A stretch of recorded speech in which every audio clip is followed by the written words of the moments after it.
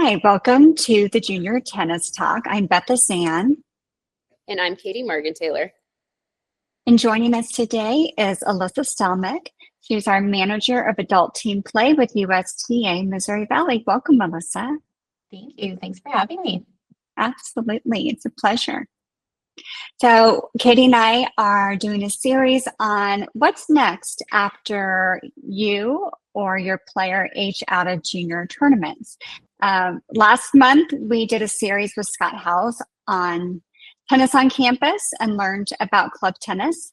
If you are a child that's entering college or have a player that's entering college and varsity tennis is not for you, tennis on campus is a great option. Also, adult leagues is a great option. And Alyssa is our expert in this department. So she's going to walk us through today what it looks like to age out of junior space into the adult league space. So we have lots of questions for her, and I think we'll provide you some great information. So if that's in the cards for you, and actually for a parent or grandparent listening, this is also an option for you as well. So Alyssa, can you just give us a general overview of adult leagues and the benefits to these junior players that may want to explore this option? Yes, so it's very similar to what you have probably been participating in already. We do base everything by age and then by skill level, which may take it one step further than juniors. We have many different levels within USTA leagues, and then all the age levels as well. So you're always going to be playing with somebody that you should be on a very equal skill-based level. We very much so pride ourselves on level-based play. In the local leagues, then you have the option with your teams to advance on to different championships as well. If you win your flight or you win your division, you can move on and compete at the district championship. And then if you win that, you can move on to sectionals, which those are all over our 5-state region. And then our last one is if you win sectionals, your team, you would then move on to national championships, which is all over the United States. So it's a great progression. It's a great way to stay in tennis, stay active, and then meet new people and get it connected with the community. All right, thank you. And a lot of our juniors are pretty familiar with the national standings list, just the junior tournament ranking system with USTA, as well as rating systems such as the World Tennis Number and UTR. So as these junior players transition into this adult league space, I understand there is a rating system. What does that look like in that league space versus that junior space? Yes, so we narrow it down even more in the adult space to make that level-based play very, very close. So we have all of these levels here from 2-5 to 5-5. We offer leagues through 5-0. So 5-5 doesn't really get to play too much unless they're playing in mixed, but it's still a rating option in there. It's all based on your play history. So if you competed in high school, if you placed at state, if you have committed to a college or played on a college team, things like that come into play with your NTRP rating. And you go in and we have a self-rate questionnaire that you'll go into, answer the questions as best as you can, and then it will give you a rating based on that. Typically, juniors who have been playing in tournaments and things will come in and rate anywhere from around 3.5 to 4.5, depending on their college and high school play, or if they were ranked as a junior.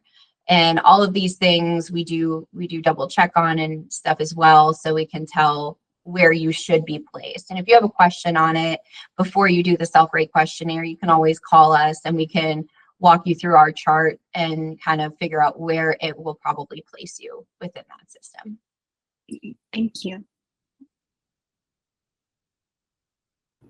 All right, so you kind of touched on a little bit, but do you want to dive in a little bit more for us how to get started with our self-rating?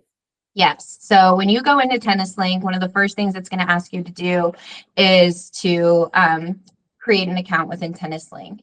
You're going to use your same USTA number that you used as a junior, and you're going to log in, and then it's going to ask you to self-rate. And with that, it's all these questionnaires. It's yes/no questions, so fairly easy with that. And then at the end, it's going to give you a rating based on how you answered those questions. Now, you are supposed to answer it 100% truthfully.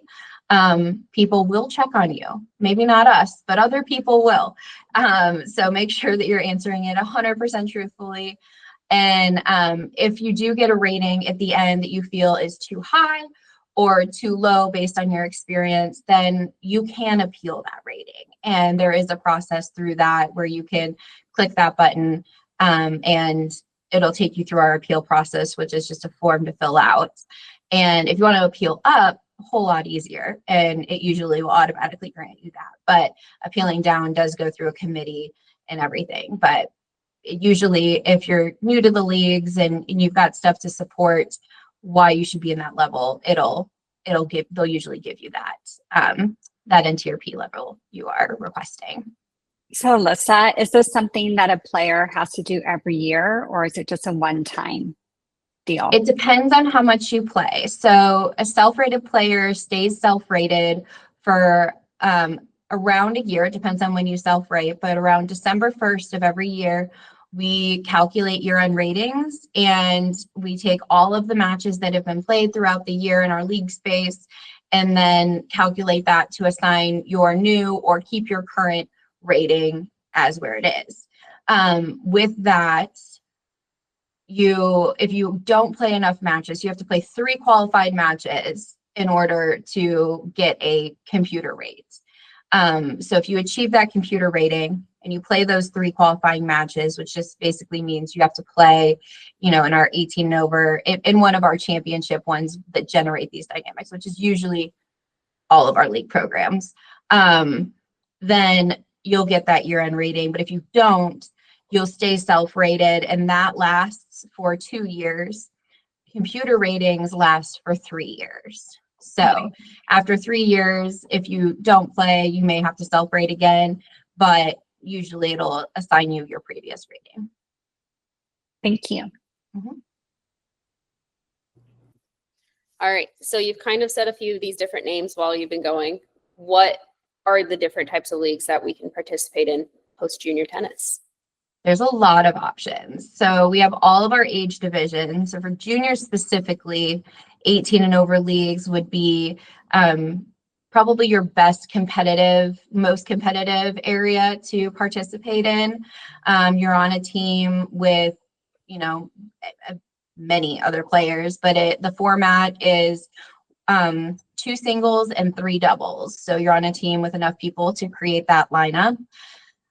And those are a lot more competitive. Players any age older than 18 can participate in that league. So we get a little bit of everyone when it comes to that. Now, those that, may be watching that are parents or grandparents, we do have 40 and over leagues, 55 and over leagues, and then 65 and over leagues. So it kind of goes up. So if you're not wanting to play with the youngins, which I can totally understand, you can play in your age division, and then you don't have to worry about playing against an 18-year-old or a 22-year-old, which again, they'll be level-based, but it's a different game when, there's a couple years in between you. Our flex leagues are very obvious. What they are is flexible. These you do not have to be a member for. And there are singles flex leagues and there are doubles flex leagues. And these are ones that you sign up through our Flex app, USTA Flex. And we, again, assign you based on your skill level. And with that, you will be assigned anywhere from 5 to 6 people to play against in around an 8-week period. You schedule your own matches, you communicate with the player, your opponent directly, and you set up times and secure your courts. So it's very flexible. It's all on your time. It's a perfect option for people who can't commit to the same day every single week, which is typically how our regular age-based leagues do kind of run. Tri-level is a lesser intense version of our 18 and over leagues. There are 3 levels within a team. So we have our low tri, mid tri, and then our high tri. Low tri is 3-0, 3-5, and 4-0. And then mid tri is 3-5, 4-0, 4-5. And then the last one, high tri, is 4-0, 4-5, 5-0. So you're on a team with people that you normally wouldn't be on a team with in the local league season. So parents get to play with their kids and or friends that they normally don't get to play with. Say somebody got bumped up last year and they can't play in your league anymore. So this is an opportunity to play with those and kind of get people together that normally just don't play together. It's a very fun event to do. And it is gender-based. So you're on a team with the same gender. Our mixed leagues are all mixed doubles, and it is a rating that is a combined level. So we have 6-0 all the way to 10-0, and those are the solid numbers. There's no 0.5s in that. So in our 6-0 league, you can play as a 3-0 with another 3-0 or a 2-5, or a 3-5 can play with a 2-5. So it's just a 1 rating difference with those. But you get to play again with, the other gender and play with people that you normally wouldn't play with in your local league season with your straight gender leagues.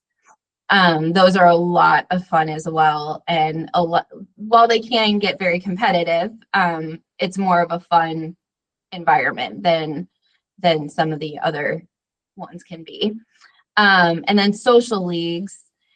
Social leagues are ones that aren't on a normal basis, and they are team format as opposed to our flex leagues that are more individual based. And social leagues can be over a weekend, they can be a 1-night event, but it is all non-member based, and it is not your typical format. So as I said, 18 and over leagues was 2 singles and 3 doubles. Our social leagues can be, up the river, down the river, or it can be random assigned player or randomly assigned opponents and things you just draw out of a hat or something like that. So it really is just meant to be fun. These matches don't go towards your rating or anything like that. So you don't have to worry about performing your absolute best that day, so it doesn't affect your rating. It's just there for everyone to have fun. And I forgot to mention that our flex leagues, those also don't go towards your rating either, but all the other ones do. And you said that neither the flex league nor the social league require a membership. Is that correct? Okay. Yeah, so if you want to get your toes wet and kind of see, what leagues can be about and kind of do something with less of a commitment, those would be your best avenues to start with. Okay. And I believe you touched on it, but to reiterate, the USTA number that a junior player plays with when they're doing tournaments, JTT, whatever it happens to be, that they keep that number. Yes. Correct. Okay. Yeah. So I just want to confirm that. Mm-hmm. So don't Your create USTA don't get a new number. Don't create a No. new membership account. Right. Okay. Yeah. Stay with your old USTA number and it'll be good. Some of you might need to get that from your parents, but once you get that login information, it'll stay with you through the adult program. Thank you, Alyssa. Mm-hmm. All right. So I'm interested in joining leagues. How do I find a team? Yes, lots of ways. The best way to go about it is to contact your district league coordinator, of which we're going to provide that information to you. So we have our 7 districts. So whichever district you reside in, you're going to contact that office to get in touch with that coordinator. And they will assign you, or they will get you in contact with a captain, or they'll put you on a list of people searching for teams that we provide to captains. So you may get contacted by them to join their team. Tennis Link, we do have some open teams in some of the league areas where you can just go ahead and register on that team and you don't need to contact anyone and you can just go straight on that team.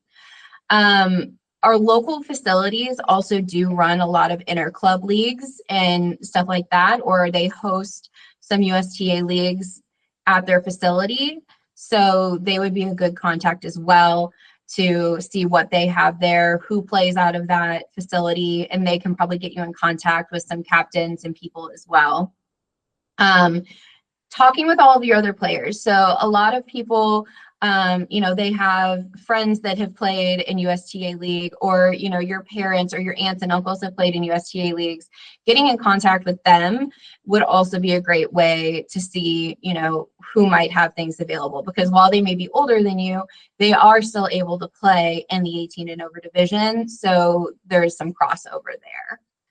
And then the best way, if you ask me, is start your own team. Get your friends together, get your junior team tennis friends together, or people that you used to play with in tournaments that you guys really just had a really fun time, and you don't want to play against them, but you want to play with them and have them on your side to, maybe beat the people that you guys would like to, come up against.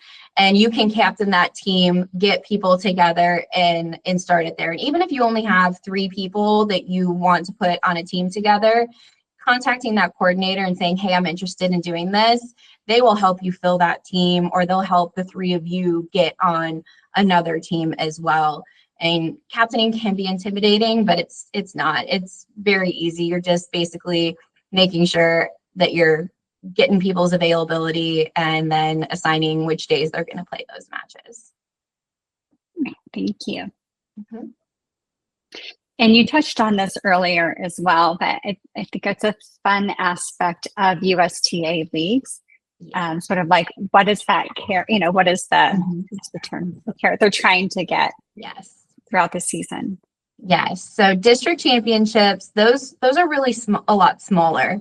It depends on your district. Sometimes they don't even have district championships. If there's only one league, then the winner of that league goes straight on to sectionals. So it's not as exciting as some of the other events we have. But once you get to sectionals in your division, will play against, there will be 8 other teams in that division. And depending on how many section or districts send teams will depend on the format for that weekend. But it is a 3-day weekend, or 3-day long weekend event. Starts on Friday, ends on Sunday if you're lucky, and you get to move on to the finals on Sunday. But you are guaranteed 3 matches. You come with your team. Again, as I said, they're all over our section. You get to play in a new city. And everybody says that section championships is just like a fun vacation with your friends, because you get to go, you get to play tennis. You're only playing, 1 or 2 matches a day.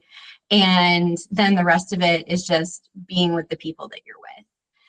And if you win that, if your team is the one to win, then you go on to our national championships, where there are 17 sections within our organization. So you potentially can be going to an event where you are one of the top teams in that division, one of the top 17 teams, and you get to compete to be the top team in the USTA.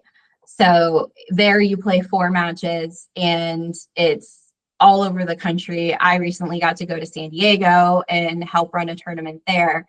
And it was so much fun. And people are just there. They're happy to be there. They're glad that they made it. And while it is very competitive, it is very fun. So it is what you make of it, is what I'll say. This wasn't something we planned on talking about, but I think a fun aspect of the national championships is the color wars that takes place. Yeah. You want to talk about that? Color wars are one of my favorite things. So actually, I don't even think we planned this, but our color this year is fresh tennis ball yellow, or however they say it. I was going to say, like this color here. Like that right there, or kind of like the back of the screen. Right.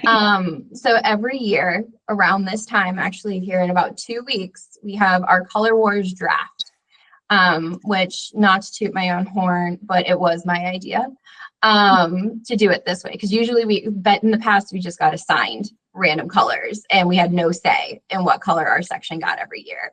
And I came up with the idea of doing a Color Wars draft. So they put all the sections in a hat, and they pull us out one by one, and there's a preset list of colors that are approved by national, and we just, you pick a color, and if it's gone, it's gone. I mean, I've been the last pick before.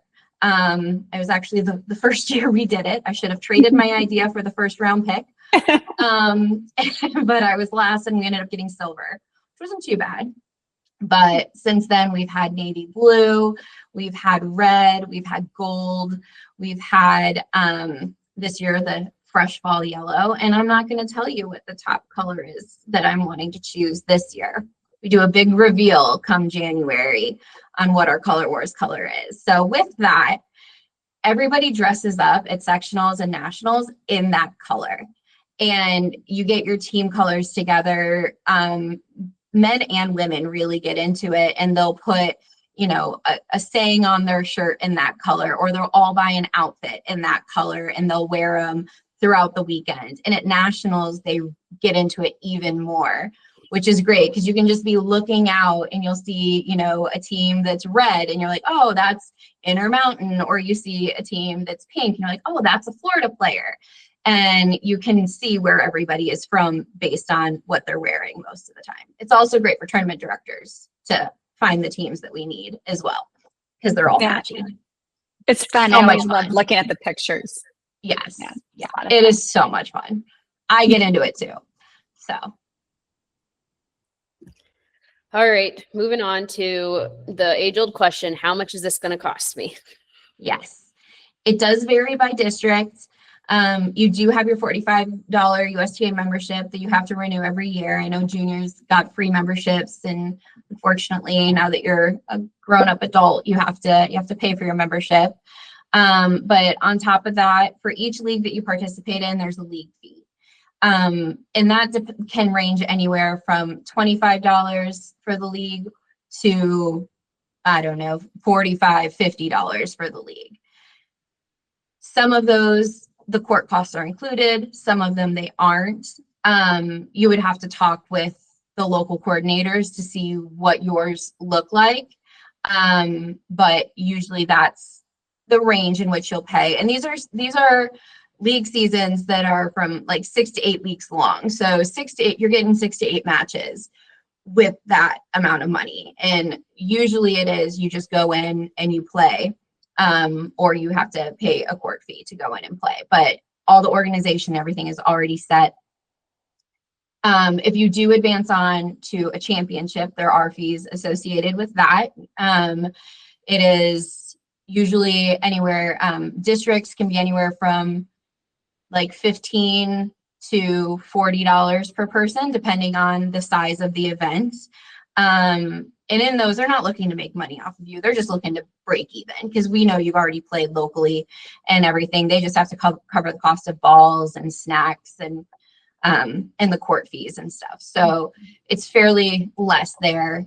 Sectional championships are a little bit more expensive because we do have a player lunch, we have bananas, we have constant snacks and things. You get player gifts, captain's gifts, awards, whole 9 yards. So there's a lot more that go in with it, and it gets better and better as you advance on in those championships. And then obviously with travel, you're gonna have to cover your cost of travel. So usually people will get Airbnbs and hang out together there, carpool. Sometimes they have to fly. If it's Iowa going to Wichita or Oklahoma City or something like that, it's just easier to fly. Katie nods her head. And but you know pretty far in advance if your team's going to make it or the likelihood of your team making it. So you have time to save for these things and get prepared. And a lot of teams will get sponsors, or they'll get the district will give some stipend to those teams going to nationals. So there is some help there financially. But if money, you're like, I am a broke college student, I can't afford all of this, that's fine. Been there, done that. Social and flex leagues will be your thing, because flex leagues, they cost about $25 for the whole entire thing. You don't need to have that USTA membership, and it's all on your own time. And then social leagues, it's usually is a little cheaper too, just because it's not as intense as everything else. And again, it doesn't go towards your NTRP rating. So there's that whole aspect that we don't have to account for. Thank you. Mhm. Okay, so I know you touched on this and we had this QR code. So if people are interested in learning more about the adult leagues and have questions that come up, they can scan this code, correct? Yes. Which takes them to this USTA Missouri Valley. So depending upon what I'm interested in, Mhm. I assume is where I would go, or wherever my district is. Yep. The Click name of on the one of those, and it'll take you straight to your district. Okay. Yeah. Perfect. So you can see here for Oklahoma, if you're in the Tulsa area, you'll contact Michelle O'Quinn, or if you're in the Oklahoma City area, you'll contact Seth. They have their Flex League dates all up on here, so you can see what can work in your schedule. They also have their area league schedule, their championship schedule, their regulations and things, and a couple of policies and stuff as well. So kind of go to your area and they should have pretty much everything you need right there. Okay. And so in St. Louis is a little bit different in that it's going to be more about the type of league that you're interested in playing in. So mixed leagues and 18 to 39 or 18 over. Okay. Yeah, that one. And Heart of America is the same way. They have level coordinators. I think they may just have you contact Lorena and then she'll put you in contact with whoever you need with that one. But either way, we'll get you where you need to go. Wonderful. Thank you. You're welcome.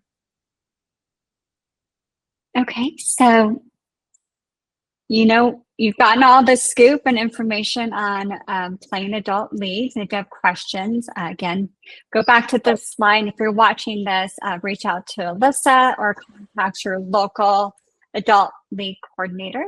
And we hope that this ends up being a really fun option for you or your kiddo as they age out of junior tennis. Thank you.